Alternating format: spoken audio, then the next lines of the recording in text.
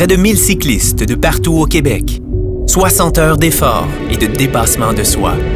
Le parcours le plus exigeant à ce jour et une finale où il n'y a que des gagnants.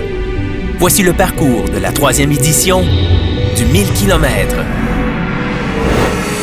Le 17 juin, le peloton a rendez-vous à la ville de Labbé, le point de départ emblématique du défi.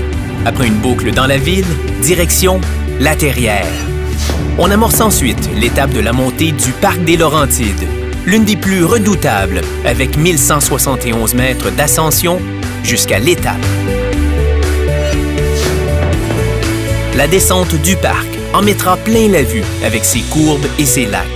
Ce segment se termine par l'arrivée à Québec, un moment toujours chargé d'émotions.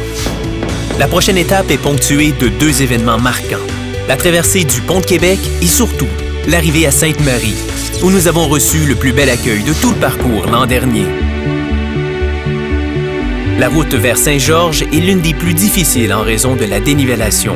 Pour cette étape, un seul cycliste par équipe est permis. Les cyclistes transiteront ensuite dans leur véhicule jusqu'à Victoriaville et en profiteront pour dormir quelques heures. Un premier repos bien mérité avant d'attaquer la 2e journée de ce grand défi. Dès l'aube, le peloton traversera les champs pour se rendre jusqu'à Drummondville. Le prochain segment est assez rapide et plat, et surtout très agréable, avec ses vues magnifiques sur le fleuve et ses petits villages pittoresques.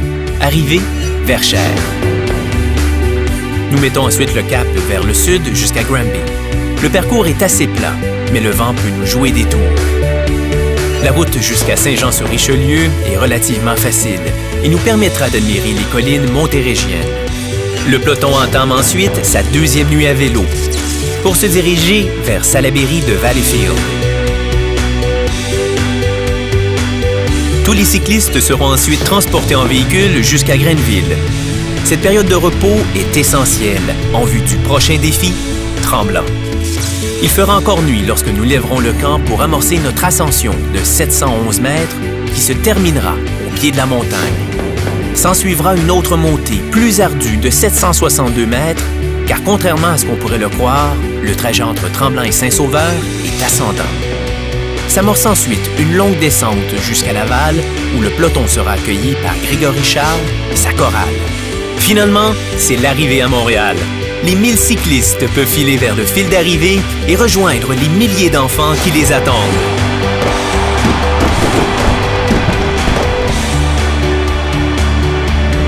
Les 17, 18 et 19 juin, c'est tout un défi qui vous attend.